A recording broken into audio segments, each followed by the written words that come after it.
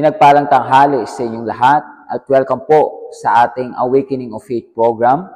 At itong programa na ito ay para tulungan kayo na gisingin ang inyong pananampalataya at ito ay magbigay sa inyo ng dakilang mga pagpapala. Kaya nga gusto ko na samahan niyo ako sa programa na ito. Panoorin ninyo at kung maaari i-like at i-share ninyo ang ating programa upang marami sa mga makapanood nito ay tumanggap din ng pagpapala na mula sa Diyos. At kung ikaw ay pwedeng maghanda ng tubig, bote ng tubig o baso ng tubig, dahil ito ay ating ipapanalangin mamaya upang kapag ininom mo, ito ay magbigay sa iyo ng kagalingan, kalakasan, at magbigay din sa iyo by faith ng pinansyal na pagpapala ng good news at higit sa lahat ang presensya ng Panginoon Diyos. So pakiusap, kung may mga prayer request ka, ay pwede mong ilagay dyan sa ating mga comment section dahil sa ating prayer of agreement, ipapanalangin ni Pastor ang tubig mo at ang iyong mga prayer request at naniniwala ko na ito ay magiging pagpapala para sa iyo. Kaya kung maaari, subaybayan mo itong programa na ito. At kung ikaw ay may mga problema, mayroon kang kahirapan, pwede kang tumawag sa ating helpline at mayroong pastor na makikipag-usap sa iyo. Handang ipanalangin ka, payuhan ka, turuan ka kung paano gagamitin ang iyong pananampalataya. Kaya mag-reach out ka, huwag kang mahiya, handa kaming tulungan ka. Amen? Ngayon din ay araw ng Monday at gusto ko na imbitahan ang bawat isa sa inyo na magpunta sa pinakamalapit na UCKG Health Center sa iyo. At kung ikaw ay malapit sa ating main church, main cathedral, yan ay matatagpuan sa UCKG Building, General Rojas Avenue, Araneta City, Cubao. Or kung ikaw ay malayo, try mo sa ating mga branches at pwede mo makita yan pag iniskan mo ang QR code o dyan sa website ng ating simbahan. Magpunta ka. Meron tayong seminar, Prosper with God. So, ang layunin ng seminar na ito ay maging masagana ka kasama ang Panginoong Diyos. Kaya magpunta ka. Magpunta ka dahil ito ay magiging pagpapala para sa iyo. Amen? So, gusto ko na panoorin ninyo itong testimony na ito at mamaya magbabalik tayo para sa ating message sa ating programang ito. Lagi po alak at sigarilyo ang kasama ko sa buhay. Nangyari po yun since 17 years old po ako. Hindi rin po ako nakakatulog, so kahit mag-isa po ako, bumibili ako ng alak para lang makatulog. Nakapag-asawa po ako ng maaga. Pakasal po kami, nagkaroon po kami ng 2 anak. And then, yung naging husband ko po is puno din po ng bisyo. Nangyari po, iniwan ko po siya. Then after 5 years, nabalitaan ko po na may new family na po yung husband ko. Napatapos ko na yung 2 kong anak ng college. Pero kahit nakatapos na po sila, nararamdaman ko na parang ang laki ng kulang. Para bang gusto ko most of the time, andyan yung barkada ko para matahimik ako. Gusto ko lagi ako may alak sa bahay. Dumating na po ako sa puntong 60 years old. 60 na. At that time po, naninigarilyo pa rin po ako. Nagiinom pa rin po ako. Then may dumadaan po sa amin lagi, kapitbahay ko. Ako ang nagsabi, pwede ba akong sumama?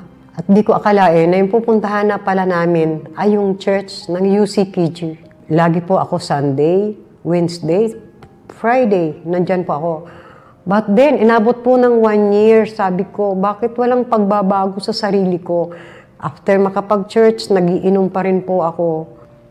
Minsan po, nakikinig ako ng mga walang kabuluhan na istorya, mga chismis-chismis buhay ng ibang tao.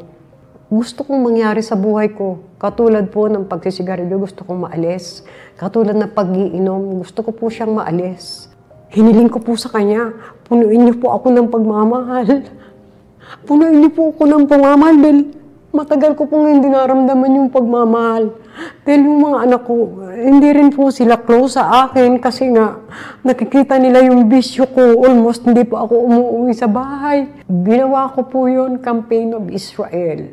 Ang nilagay ko lang po, ang kahilingan ko lang po sa kanya, transformation. Iniyak ko po sa altar ng Diyos ang lahat na kahilingan ko para ipagkaloob niya sa akin ang banal na espiritong hinahanap ko. Iniyak ko po lahat sa kanya. Isinuko ko po sa kanya yung lahat. Yung pagkauhaw ko sa kanya, sinurinder ko sa kanya lahat. Nagbasa po ako ng Bible.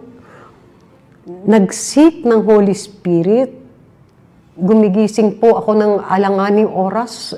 Ayun, sa kasarapan po ng tulog ko, pinipilit ko pong gumising para po mag-seek ng Holy Spirit. Yung lahat pong kikitain ko, kasi mananahi po ako.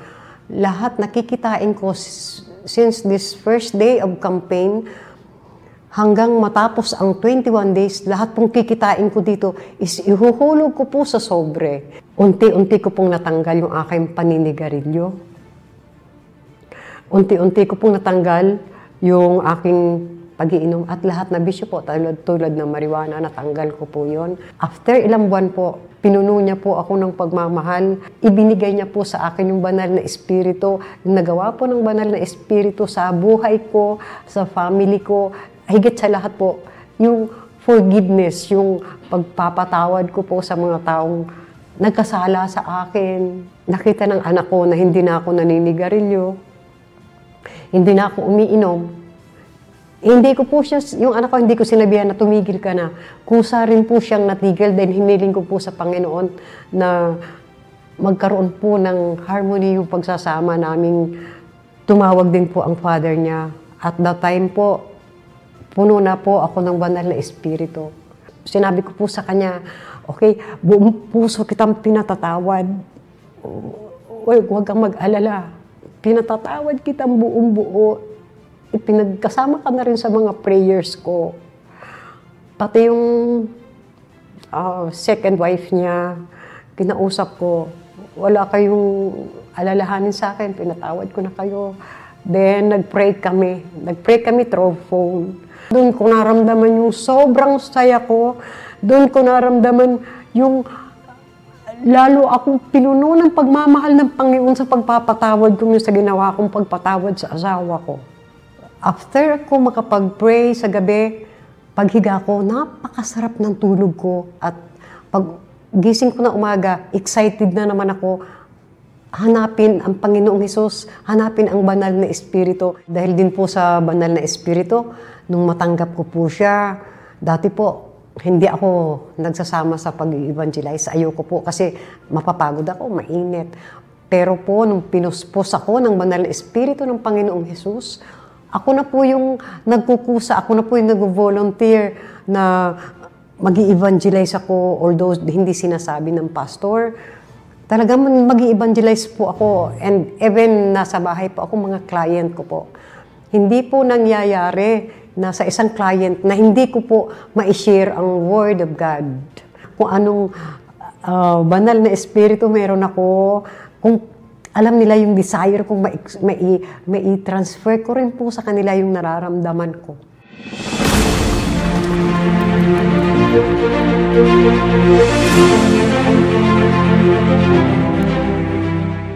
Nagbabalik po tayo sa ating Awakening of Faith program at tumungo tayo ngayon sa message ng ating programa. At ito ay magiging pagpapala para sa iyo. Pakiusap, gusto ko na buksan ninyo ang inyong Biblia sa aklatang Marcos chapter 4 verse 35 to 41 dahil itong passage na ito ay may-meditate natin. At naniniwala ko yung pangunawa na ibibigay nito mula sa Panginoong Diyos ay magbibigay din naman ng malaking tulong para ang bawat isa sa inyo ay magtagumpay sa buhay na ito.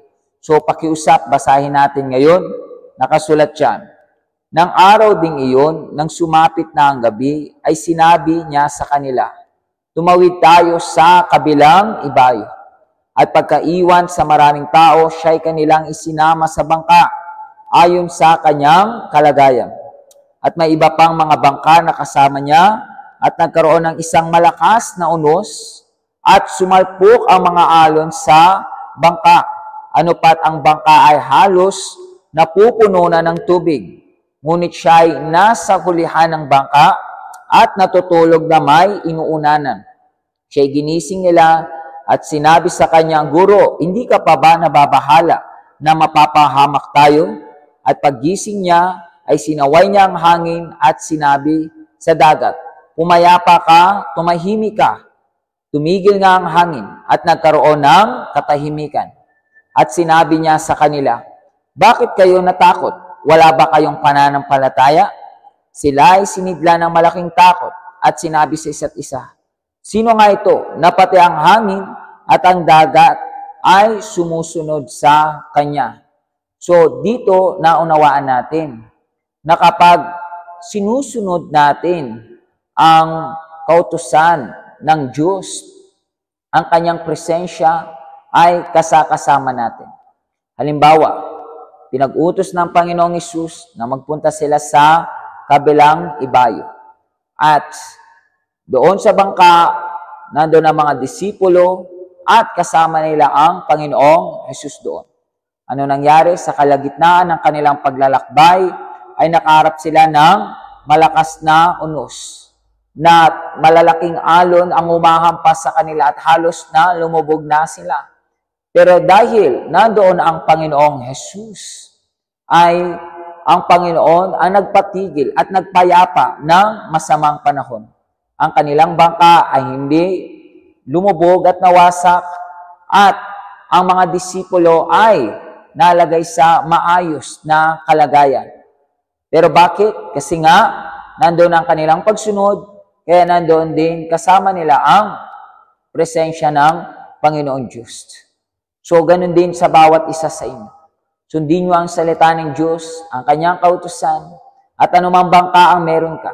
Siguro sa iyong finances, meron kang trabaho, business, sa iyong career, sa iyong profession, sa iyong mga pinaplano, sa iyong mga nais na mangyari sa hinaharap. So, kapag ikaw ay sumusunod sa kautusan ng Diyos, nandiyan siya kasakasama mo. Sa iyong marriage, sa iyong pamilya, sa iyong kalusugan, anumang aspeto ng iyong buhay. Kapag ikaw ay marunong sumunod sa Diyos, nandiyan din sa bangka na yan ang Panginoong Hesus. Nandiyan ang presensya ng Diyos. May mga problema, may mga pagsubok, may mga kahirapang mga darating, merong mga challenges na susubukang palubugin ka sa buhay na ito. Pero dahil kasama mo ang Diyos, ikaw ay mapoprotektahan at maingatan. Amen? At hindi lang pagsunod ang dapat na taglayin natin. Pero dapat meron din tayong pananampalataya. You see, na kapag ang meron ka lang ay pagsunod. Halimbawa, nagpupunta ka sa church. And then, marami kang mga naririnig na kautusan. At yun ay ginagawa mo kasi naniniwala ka na ito ay pwedeng magbigay ng solusyon, ng pagpapala. Ito ay pwedeng magbigay ng tagumpay sa iyong mga problema. At nandoon ka, ikaw ay sumusunod.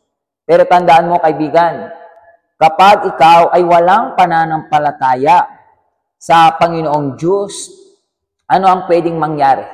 Ikaw ay magiging relihiyoso. Yes, katulad din ng maraming mga taong nagpupunta sa simbahan. Sila ay relihiyoso. Kasi nandoon sila para gawin ang pinapagawa sa kanila ng simbahan, pero wala naman silang pananampalataya sa Panginoong Diyos. Tandaan nyo, ang pananampalataya ang nagkokonekta sa atin sa Diyos. Dahil sa pananampalataya, nagkakaroon tayo ng komunyon at mabuting relasyon sa Diyos. Dahil sa pananampalataya, mas nakikilala natin siya sa ating buhay at mas nagiging malalim ang ating intimacy, ang ating relationship sa Kanya. Dahil sa pananampalataya ay nagagawa natin na magkaroon ng pag-ibig sa Diyos. Nagagawa natin na magkaroon ng close relationship sa Kanya. tunay na nakikilala natin ang Panginoong Diyos. Amen? So imagine, kapag ang isang tao walang pananampalataya, darating problema, darating kahirapan, darating mga pagsubok, at ano ang mangyayari pagkatapos. So, siya ay walang pananampalataya, siya ay matatakot, siya ay magiging desperado, siya ay panghihinaan ng loob, at tatalikuran niya ang Panginoong Hesukristo. So, hindi dapat. Dapat meron kang pagsunod sa kautusan, sa salita ng Panginoong Diyos, pero dapat meron ka ring pananampalataya sa Kanya. At kapag gagawin mo yon, may mga problema, may mga pagsubok na darating, alam mo na dahil sumusunod ka sa kautusan, sa salita ng Diyos, ay alam mong kasama mo sa iyong bangka ang Panginoong Hesus. Alam mo na una lagi sa iyo ang presensya ng Panginoong Diyos. At dahil may pananampalataya ka, hanggang sa huli, maniniwala ka na nandyan siya para sa iyo, mag-iingat, magpoprotekta, magbibigay sa iyo ng tagumpay, ba't higit sa lahat ay magbibigay sa iyo ng kaligtasan. Amen? So, dapat laging meron ka niyan, pagsunod at pananampalataya. Kapag meron ka niyan, kaibigan, lagi kang makakatawid sa kabilang ibayo. Lagi kang makakarating sa lugar na nais ng Diyos para sa iyo. Isang lugar na may kasaganahan, matagumpay, isang lugar na magbibigay sa iyo ng buhay na walang hanggan. Amen? At isa nga sa pagpapakita natin ang pagsunod sa kautusan ng Diyos at pagkakaroon natin ng pananampalataya sa Kanya. Actually, napakahaba ng listahan. Tama ba? Pero isa dito yung pagbabalik ng ikapu at yung ating pagbibigay ng manghandog. Kapag ginagawa natin ito, sinusunod natin ang kautusan ng Diyos.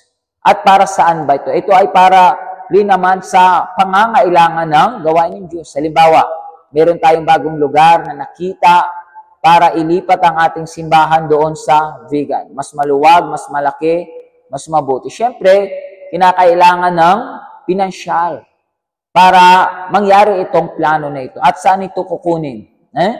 Ito ay kukunin sa inyong mga binabalik na ikupu at binibigay na handog.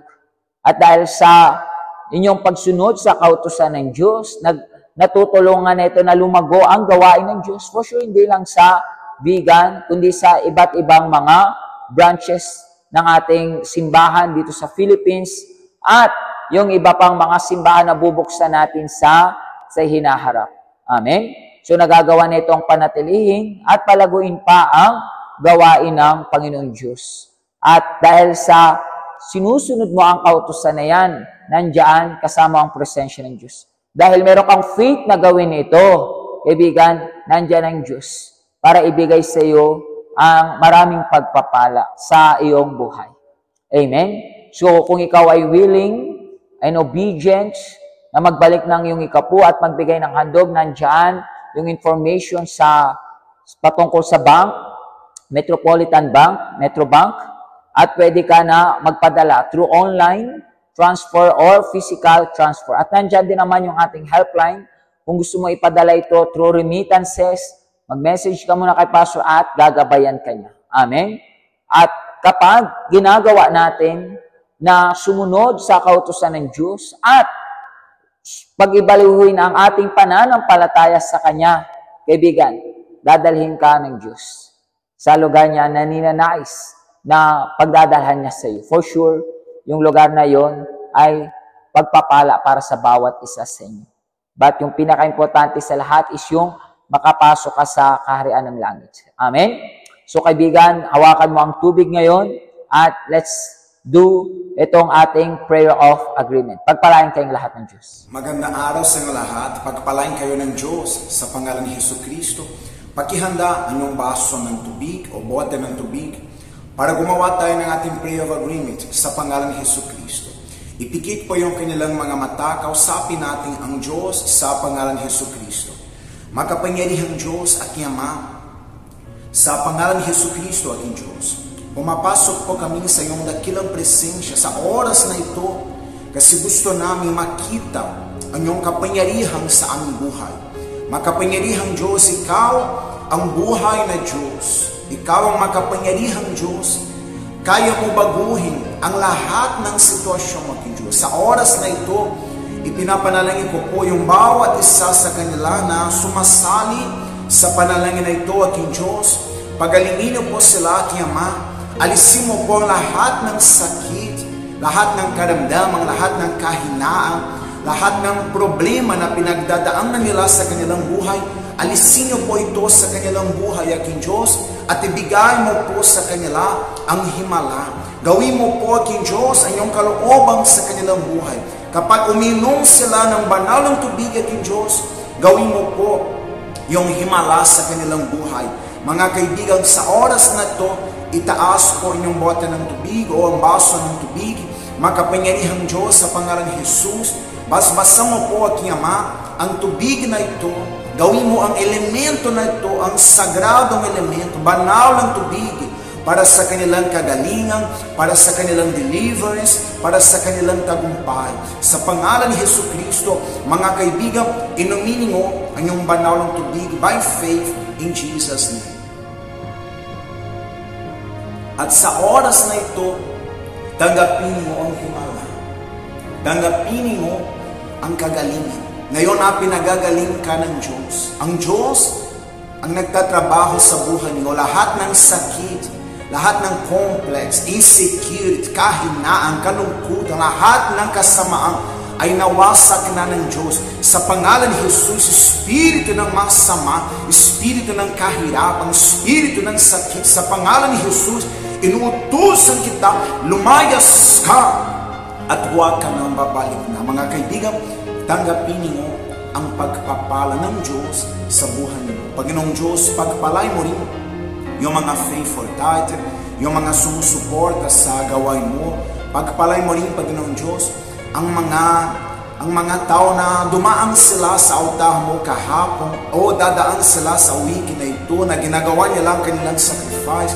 Sagutin mo sila, King Diyos. Ibuhos mo po ang iyong presensya sa kanilang buhay sa pangalan ni Jesucristo. Sa oras na ito, mga kaibigan, nandiyan sa lugar mo, tanggapin niyo ang presensya ng Diyos. Tanggapin niyo ang pagpapala ng Diyos sa buhay niyo. Kung naniniwala kayo, sabihin niyo po, Amen. Amen. Pinagpala ka na ng Diyos sa pangalan ni Jesucristo. Don't forget, today po makakaroon tayo ng special service po para sa pinansyal na buhay niyo. Kung kailangan mo ng himala, kung kailangan mo ng pagpapala sa pinansyal mo, pumunta po kayo sa pinakamalapit Simbahan Universal sa iyo. Nandito po kami sa Simbahan Universal Urdaneta, Pangasinan, sa 2nd floor, Martina Building, sa May Jollibee, MacAlto Highway, Barangay ng Kayasan, malapit sa SCN Urdaneta, malapit sa CB Mall. Samahan niyo kami. Naniniwala ko na pagpapalain kayo ng Diyos. Ang ating service today dito sa UCK Urdaneta is alas 3 na hapon at alas 6 ng gabi sa pangalan ni Jesus. Pagpalain kayo ng Diyos.